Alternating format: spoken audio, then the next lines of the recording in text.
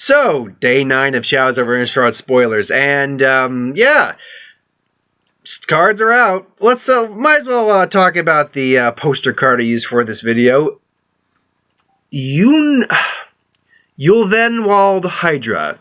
4 generic, 2 green, Mythic, Hydra, Reach, Star. Its power interface is equal to the number of lands you control. When you play the card, you get to put an extra land onto the battlefield tapped. Honestly, the best part about this card is knowing those Hydras actually live on Innistrad. They explained that in the flavors, that, you know, they weren't around usually because there were enough predators for the time to keep them at bay and, you know, eat them and stuff. Now that, like, the angels have, like, the sparse things, the werewolves aren't as prevalent anymore. Vampires are in remission. Zombies are in remission. They're back, and it's good art. The card's okay. It's going to find its home more likely in commander decks just to get that extra land out. But other than that, though, it doesn't. This is not a mythic rare card. This is a rare card. It's definitely a rare level card, but it's not a mythic rare card. That's for certain. Unless they're thinking of shenanigans to do it. They hinted about getting lands out in the article they spoiled this in, but I don't see it really. I don't. It's okay. I mean, if I get this and I don't have a lot of good 6-drops or anything like that, I'll use it. Don't get me wrong, I will use it, but because it will give you that extra land and be a bit stronger for that. But overall, I just, as much as I love Hydras, I don't care about this card. I don't. Now, the other green mythic we got, and this is something, I've been talking about how we haven't seen the green mythics yet, and now we finally get the green mythics. So, Seasons Pass. Again, 4 generic, 2 green, sorcery mythic. Return any number of creature cards or any number of cards with different converted mon costs from your graveyard to your hand. Put the Seasons Pass into the bottom of its owner's library. So it's a super recursion basically. It not only brings stuff back, it's able to bring itself back when you play it. That's pretty good. I heard a lot of people compare it to what was the other one? The one from New Phyrexia with Karn in the art. But they said for 2 more you get that, but that exiles. This recurs, and if you reshuffle your deck after you put this guy back, you can get it earlier than just the last turn of the game, assuming it's like that. Okay, I'm just keeping track and make sure I'm not lagging like I was. I like this card a lot, actually. It's a cool card. Obviously it's a late game card, that's for certain. It will stop your Delirium, though, so if you're running a deck that's involving Delirium, just keep that in mind if you want to have a copy of this to get some of your stuff back. But overall, I dig this card. Again, though, yeah, okay, so basically when I'm adjusting the screen, it seems to lag just a little bit. So if I just careful with my adjustments, this should be fine. But basically, yeah, it's still another card that's mostly in home in Commander, basically. Okay, I really, again, you know what, screw it, I'm not going to bother. This video is clearly going to have some lag. I apologize for this, I do, but I don't understand why it doesn't lag for a while and then it lags again. Believe me, this irritates me something fierce right now. Wait, and now I'm not lagging again. Oh, you don't know, folks. You don't know how irritating this is. Maybe you do. Who knows? I'm not trying to put yourself in my shoes or myself in your shoes. Whatever. Moving on to the air cards. So this one got spoiled. I didn't see it on the main spoiler. This must have just recently got spoiled. Hope Against Hope. A 2 generic 1 white mana. Enchantment aura. Enchant creature. Gets +1/+1 for each creature you control. As long as it's enchanted, it is a human and has first strike. Okay, I mean, if you're working a token strategy, good card. It's a very good card. If you're working anything that's going to amass a small amount of creatures, good card, very good card. Even the first strike alone, I mean, for 3 mana, you can do better things than just give first strike. Well, actually, it would give a minimum of +1 and first strike, and make it a human. So for the human tribal that's going on in the set, the little we've seen so far, that helps. But no, I mean, it's fine. I don't see anything super amazing about it. The only thing I find weird is that it makes something human. So if you put it on a werewolf that's already human if it transforms. And there's more lag again. On there, and now it's gone, and you lag. This is why I can't make good videos. This is why people don't watch me. But no, it turns into a human. So you put it on a werewolf, fine, it's a human werewolf. But if you put it on a vampire, then it becomes a human vampire. You put it on a zombie, it's a human zombie. You put it on an elemental, it's a human elemental. You put it on a dragon, it's a human dragon. Which Dragonborns does need to kind of have. Sarkin's kind of a Dragonborn-esque character, but come on, we need those. Yeah, you put it on a worm, and it's a worm, and I mean like worm, WORM. You put it on a fish, it's a fish human, it's a mermaid. So yeah, there's a lot that it's a solid card, but the flavor doesn't actually make sense. Hope against hope makes you a human automatically in terms of your species. I mean, maybe it means you're actually human metaphorically in terms of your ideology. I don't know. So let's see. Moving on. Creeping Dread. Enchantment. 3 generic, 1 black. I love the artwork. This thing just... they're just like, oh god, there's something behind us. And it's just this glowing blue eyes of probably a demon or something staring by. I love that. At the beginning of your upkeep, each player discards a card. Each opponent who discarded a card shares a card that shares a card type with the card you discarded to lose 3 life. So... it's a madness enabler for everyone. In multiplayer games, assuming they're not running madness, this will just be a fun card to fuck with them. And you'll get an add bonus that they did share a type of card with you, they'll take some damage. So it does stuff. Whether it's relevant stuff that will help you win the game is yet to be seen. In this format, definitely for pre-release, I wouldn't use this card because you're both gonna. If you don't have madness and they do have madness, you are not getting, you're not getting anything out of the card, and they're getting everything out of the card. So, one second, that might have been part of why I was getting lag, because there's a freaking ad going on right there. But it's one of those cards you got to design, I guess, around it a bit. Who knows? Then from Under the Floorboards, I love that, because it's almost like Evil Dead style. 3 generic, 2 black, sorcery, mid madness, it's rare. Madness is 2 black, X. Normally, oh, hello, Domino.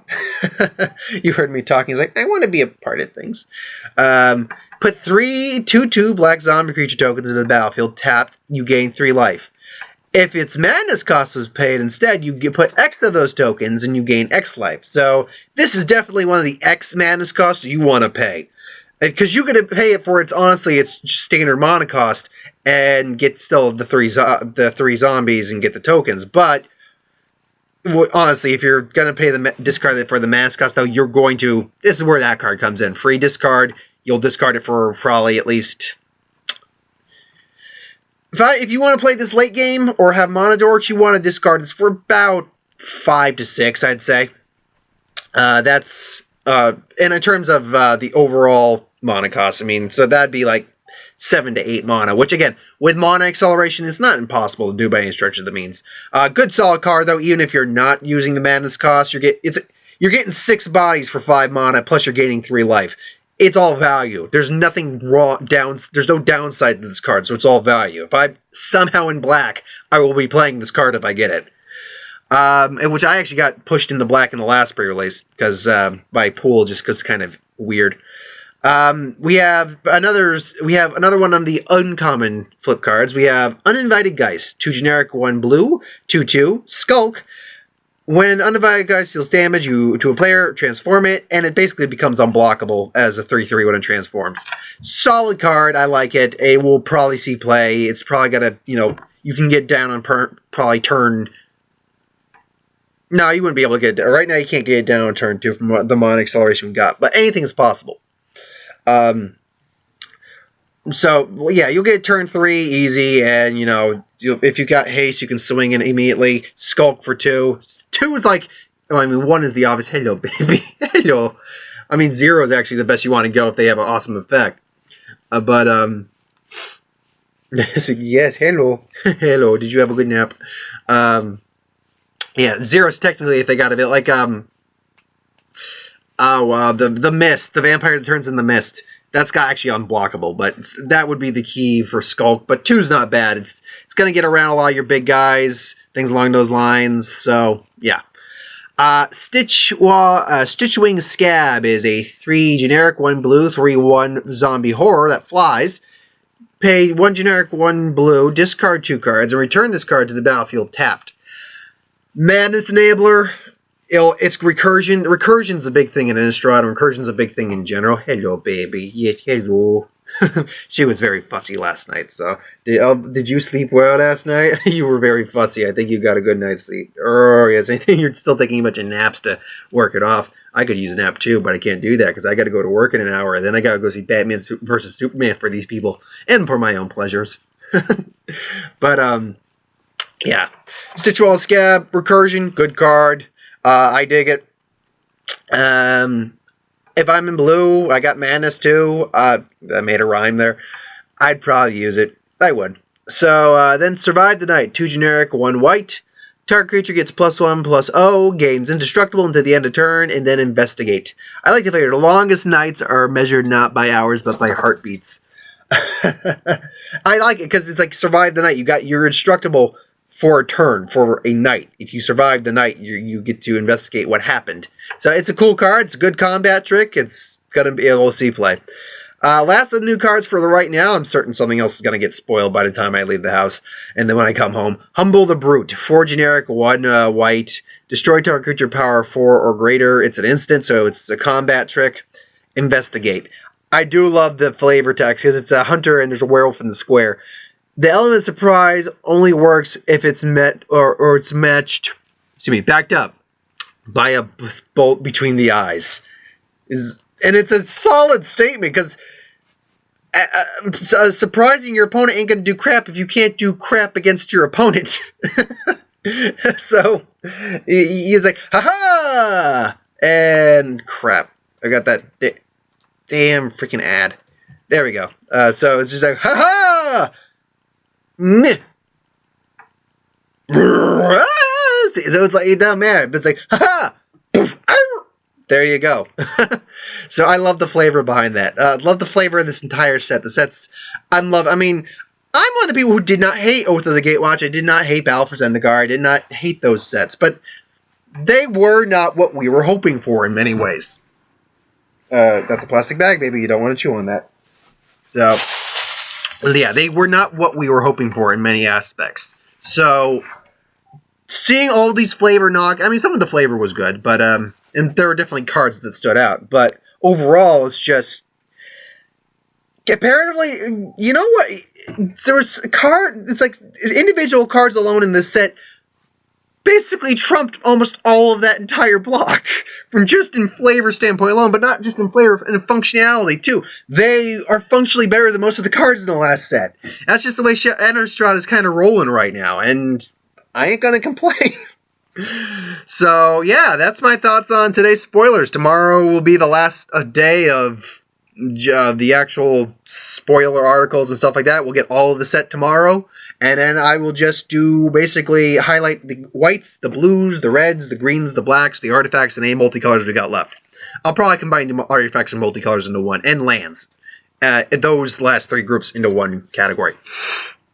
So, thanks for watching. I hope you enjoyed. Like, comment, share, subscribe. As always, if you want us to review something, put it in the comments below. Let us know. We'll do a review of it at some point. It's finally time. Batman vs. Superman. Now, I mentioned in my... last video, one of my last videos, that I will be at this one by myself because Mark's got to work. The review I do tonight will just be a non-spoiler review. We'll have a spoiler review tomorrow because we'll both be seeing it again tomorrow. With that said, my curiosity got the better of me, and I watched non-spoiler reviews, mind you. Nothing spoiled, to get some opinions from people I trust. And I've been hearing mixed criticism. Now, I've been hearing the audience approval is very good, like at least in the mid to lower 80s. So that's good. But the Rotten Tomatoes, which I never really trust Rotten Tomatoes that much, it's only like out of 33. It's not doing well by the critic standpoint. And I've heard a lot of people say that it is kind of a mess of a story a little bit. But I've heard other people say that they love it. This is just something I got to judge for myself going in. That's the way it's got to be. I've heard people like Jesse Eisenberg. I heard they like Gal Gadot. I've heard a lot of people are liking Gal Gadot, so that makes me happy. I've actually had faith in Gal since they cast her, because again, and she tested with Ben Affleck. If they chose you, if you auditioned and they chose you, you must have shown them something that said, yeah, this is the person we need. Now, I've heard her performance isn't the best thing in the movie, but I've heard that she is still not something that's bad, but she's actually still a good part about the movie. Ben Affleck, I hear, is amazing. I'm hearing Henry Cavill is good. I'm hearing that the overall Batman vs. Superman conflict, when we actually see it, is amazing. So I'm hearing good things, but I hear that because it's a 2.5 hour long movie, it is slow. There's a lot of build up. It is kind of... it's just one of those things I gotta see it to judge it. And I am hyped to see it. I got my Batman shirt ready. I'll probably keep that for tomorrow too, and we'll go see it again. So I'll have my Batman shirt on standby, wearing my Batman shirt, and be like, I'm Batman. Will you watch my review?